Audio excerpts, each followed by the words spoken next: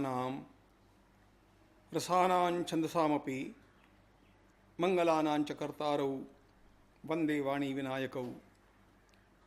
नमामि सद्गुरुं शान्तं सच्चिदानंद विग्रहं पूर्ण ब्रह्म परानंदम ईशमानंद वल्लभम माधुर्य रसकल्लोलां शिवशक्त्यैकरूपिणीं अमृतानुभवार्थाय वंदे ज्ञानेशनंदिनीं। योगेन चित्तस्य पदेन वाचां मलं शरीरस्य च वैद्यकेन योपाकरोत्तं प्रवरं मुनीनां पतंजलिं प्राञ्जलिरानतोऽस्मि।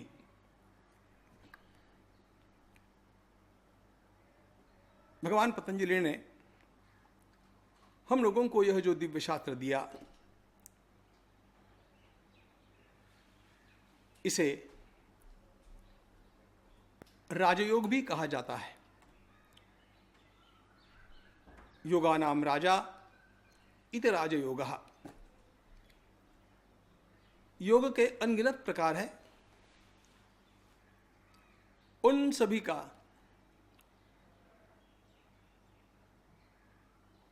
एकत्रित करके सशास्त्र निरूपण भगवान पतंजलि ने यहां पर हम लोगों को जो दिया है वह एक और ध्यान योग कहलाता है, दूसरी ओर राजयोग कहलाता है। इसको साध्य के रूप में माना गया। हम लोग आसन करते हैं, प्राणायाम करते हैं, षटक्रियाएं करते हैं, यह सब हठयोग के अंतर्गत आता है। और हठयोग प्रदीपिकाकार ने भी स्वयं ये बात बताई कि केवलम राजयोगाय हठ विद्योपदिश्यते। यह सारा हठयोग का प्रतिपादन मैं जो कर रहा हूं वह इसलिए कि साधक राजयोग करने के अथवा ध्यान योग के लिए योग्य हो जाए। ध्यान किया जाता है मन से, चित्त से, लेकिन यह चित्त जिस शरीर में है वह शरीर, उसकी सारी नाड़ियां शुद्ध नहीं होगी तो ध्यान के लिए भी योग्यता जल्दी प्राप्त नहीं होगी। यह सोच करके हठयोग की विद्या का प्रचलन हुआ, जो हठयोग प्रदीपिकाकार ने अथवा घेरंड संहिता में अथवा नाथ पंथ में हम लोगों को उपलब्ध होता है। लेकिन सभी का शिरोमणि है यह ध्यान, और इसलिए इसको राजयोग कहा। और इस राजयोग की व्याख्या करते समय भगवान पतंजलि कहते हैं योगश्चित्तवृत्ति निरोधः। हम चित्त का विचार कर रहे थे। ध्यान में लेना चाहिए, कभी चित्त शब्द का प्रयोग होता है, कभी मन शब्द का प्रयोग होता है। हमारे भीतर बुद्धि भी तो है। शास्त्रीय प्रणाली में कहा जाए तो इन सबको मिलाकर के अंतःकरण चतुष्टय कहा जाता है। जब यह एक ही शक्ति मुझे ये करना चाहिए कि वो करना चाहिए, इस प्रकार का संकल्प विकल्प करती है, तब उसे मन कहते हैं। संकल्प विकल्पात्मकम मनः। अनेक संकल्प विकल्प करते हुए जब विचार पूर्वक किसी बात पर हम निर्णय लेकर के सुदृढ़ हो जाते हैं, उस प्रक्रिया में उसे बुद्धि कहते हैं। हमने आज तक जितना सारा देखा है, सुना है, भोगा है, उसके जितने भी संस्कार हैं वे सारे संस्कार हमारे भीतर जिस प्रक्रिया में एकत्रित हो जाते हैं उसे चित्त कहते हैं। और मैं हूं, इस प्रकार के आयनेस को, अहम प्रत्यय को अहंकार कहते हैं। तो कुल मिलाकर के ये सब एक ही हैं, लेकिन अलग अलग प्रकार के कार्य करते समय इनके नाम अलग अलग हो जाते हैं, इतना ही ध्यान में रखना। इसलिए यहां पर जब चित्त शब्द का प्रयोग किया जाता है तो आप उसे मन भी समझ सकते हैं। यह हमारी अंतरंग सारी प्रक्रिया, इसको ठीक से समझना आवश्यक है। हम चित्त का विचार कर रहे थे और इस चित्त की 5 अवस्थाओं को हमने देखा था। क्षिप्त विक्षिप्त, पहले मूढ़, फिर क्षिप्त विक्षिप्त, एकाग्र और निरुद्ध। मूढ़, क्षिप्त, विक्षिप्त, एकाग्र और निरुद्ध, ये 5 अवस्थाएं हमारे चित्त को जो प्राप्त होती है, इसका कारण क्या है?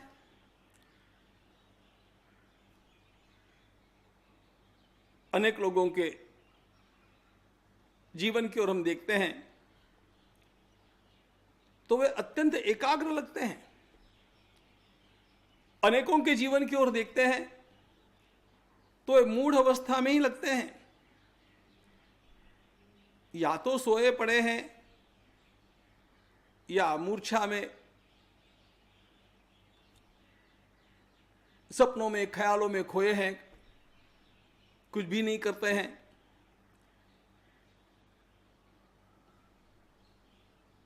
एकदम जड़ है, आलस्य में पड़े हैं। किसी का चित्त ऐसा है, किसी का चित्त वैसा है। ऐसा क्यों होता है? मूल बात यह है कि हमारा यह जीवात्मा अनेक जन्मों का प्रवास करके आया है और ये सारी स्मृतियां हमारे भीतर संग्रहित होती है, एकत्रित होती है। विचार की तरंग तो उठती है, चली भी जाती है। मैंने एक दृश्य देखा और दृश्य चला गया। मैंने एक अच्छा स्वादिष्ट पदार्थ चखा और वो तो समाप्त हो गया। लेकिन इस प्रकार मैंने इस वर्ष में, इस जन्म में और इसके पूर्व भी अनेक जन्मों में अनेक विषयों का जो अनुभव लिया, शब्द, स्पर्श, रूप, रस और गंध, ये 5 विषय। हमने अनेक शब्द सुने, अच्छे सुने, बुरे सुने, लुभावने सुने, घृणास्पद सुने। वही बात स्पर्श के साथ, वही बात रूप के साथ, वही बात अनेक प्रकार के गंधों के साथ, वही बात हमारे जिह्वा के द्वारा खाए जाने वाले पदार्थों की स्वाद की बात। ये जो मैं इतने वर्षों तक करता आया हूं, वह क्रिया तो समाप्त हो गई, वे पदार्थ भी नष्ट हो गए, लेकिन वे सारे संस्कार मेरे भीतर जम जाते हैं, एकत्रित हो जाते हैं। और वे एकत्रित होकर के मेरे साथ इतने एकरूप हो जाते हैं कि वे मेरे व्यक्तित्व का अभिन्न अंग बन जाते हैं और हमें लगता है कि यही मैं हूं।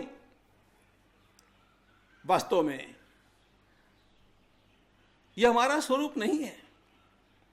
हमारा स्वरूप तो शुद्ध चैतन्य है, लेकिन यह शुद्ध चैतन्य अनेक जन्मों में अनेक इन अनुभवों से गुजरता गया और उसकी स्मृतियां, उसके संस्कार इस चित्त के ऊपर होते रहे।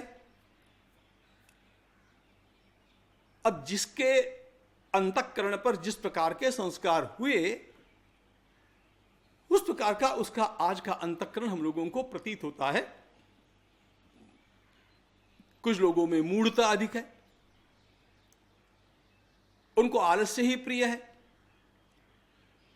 कुछ करने धरने की इच्छा ही नहीं होती है, पड़े रहना, ख्यालों में खोए यही अच्छा लगता है। कुछ लोग क्षिप्त होते हैं, उनको अपना व्यापार काम धंधा अच्छा लगता है। इसका अर्थ यह हो गया कि मूढ़ अवस्था में तमोगुण में डूबे हैं, क्षिप्त अवस्था में तमोगुण कुछ मात्रा में तो है, लेकिन रजोगुण की प्रधानता आ गई। रजोगुण में क्रियाशीलता होती है, इसलिए वो कुछ करना चाहता है। आगे जाकर के वो विक्षिप्त हो गया। विक्षिप्त का अर्थ क्षिप्तात् विशिष्टम, क्षिप्त से अलग। अब वह लौकिक क्रियाएं भी करता है और उसको आत्मोन्नति की भी अभिलाषा निर्माण होती है। यह विक्षिप्त अवस्था आ गई। फिर जाकर के वह एकाग्र होता है। यदि उसने प्रयास किया तो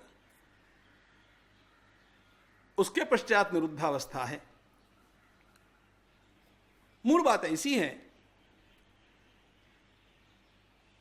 इन पांचों अवस्थाओं का ठीक से आकलन हुए बिना हम योग की जो अंतिम अपेक्षित अवस्था है, निरुद्ध अवस्था, योगश्चित्तवृत्ति निरोधा, उसे नहीं समझेंगे। अच्छा, हम केवल यहां पर सूत्रों के अर्थ मात्र करने के लिए बैठे नहीं हैं। हमारे शास्त्रकारों ने हम लोगों को जो सुझाव दिए हैं उनका भी कुछ चिंतन कर लेना चाहिए। और विशेष रूप से एक एक अवस्था को पार करने के लिए ही हमने हमारा धर्माचरण स्वीकार किया हुआ होता है। धर्मशास्त्र के आदेश का पालन करने वाला इन अवस्थाओं से अपने चित्त को बाहर निकालता है। उदाहरणार्थ, सवेरा हो गया लेकिन मुझे बिस्तर में पड़े रहना ही अच्छा लगता है, मूढ़ अवस्था। लेकिन धर्मशास्त्र कहता है सूर्योदय से पहले उठो, जल्दी स्नान करो, संध्या वंदन अथवा पूजा करो। ये जो सारा कर्मकांड है, इस कर्मकांड का उपयोग हमारे जीवन में एक अनुशासन लाने की दृष्टि से होता है। और उस अनुशासन का परिणाम ये होता है, रोज रोज समय पर जगने की, समय पर स्नान करने की, संध्या वंदन पूजा पाठ करने की आदत हो गई तो चित्त अपने आप मूढ़ अवस्था में से निकल जाता है। अपने अपने स्वधर्म का पालन करने वाला इसी प्रकार एक एक अवस्था को पार करता हुआ आगे जाकर के एकाग्र होने के लिए योग्यता प्राप्त करता है। उपासना से वह एकाग्रता आती है। तो हमारा धर्मशास्त्र मूलतः योग की प्रक्रियाओं को हमारे दैनंदिन जीवन में लाने के लिए है, इस बात को भी ध्यान में लेना चाहिए। इसलिए हमारे धर्मशास्त्र में जो नियम कहे गए वे प्रत्यक्ष रूप से योग न लगने पर भी वे योग के लिए उपयोगी बातें हैं। आजकल हम देखते हैं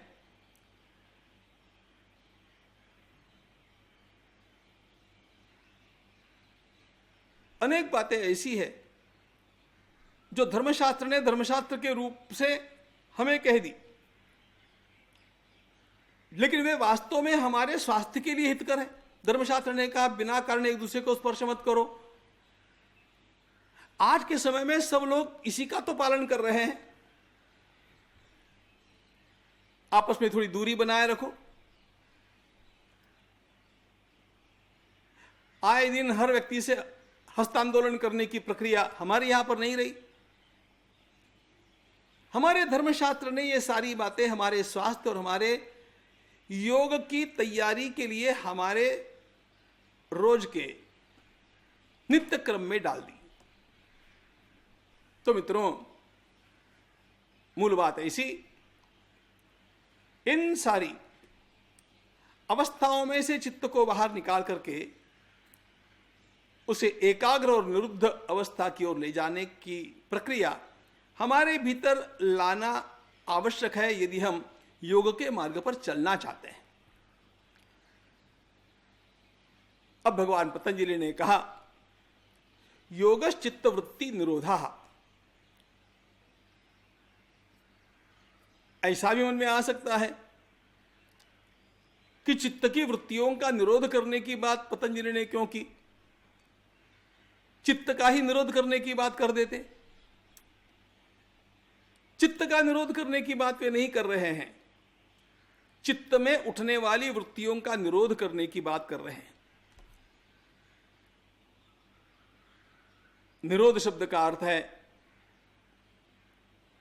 रुक जाना, रोक देना, विलीन हो जाना। हमारे इस प्रकार के चित्त में जो अनेक प्रकार की वृत्तियां उठती है, तरंगे उठती हैं, उनको भगवान पतंजलि ने 5 प्रकारों में बांटा। प्रमाण, विपर्यय, विकल्प, निद्रा, स्मृतयः। वे कहते हैं हमारी ये चित्त की वृत्तियां 5 प्रकार की हैं। हमने चित्त की अवस्थाएं देखी, अब चित्त की वृत्तियां देखना है। ये वृत्तियां 5 प्रकार की। हमारे मन में आने वाले विचार, हमारे भीतर उठने वाली अनेक प्रकार की कल्पनाएं, हमारे भीतर जगने वाली ये सारी वृत्तियां वैसे असंख्य हैं, अनगिनत हैं, लेकिन उनका वर्गीकरण 5 बातों में किया जाता है। पहली बात है प्रमाण, प्रमाण वृत्ति, विपर्यय वृत्ति, विकल्प वृत्ति, निद्रा वृत्ति और स्मृति वृत्ति। अब ये जो वृत्तियां हैं, इनकी आगे व्याख्याएं भगवान पतंजलि ने स्वयं कर दी। उनको विस्तार से देखना ही है।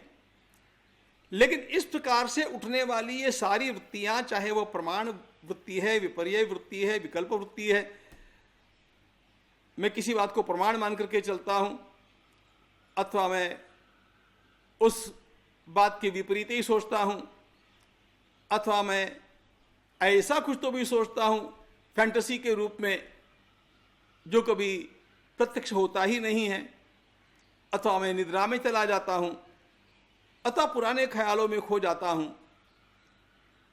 ये सारी हमारी चित्त की वृत्तियां रोक दी जानी चाहिए।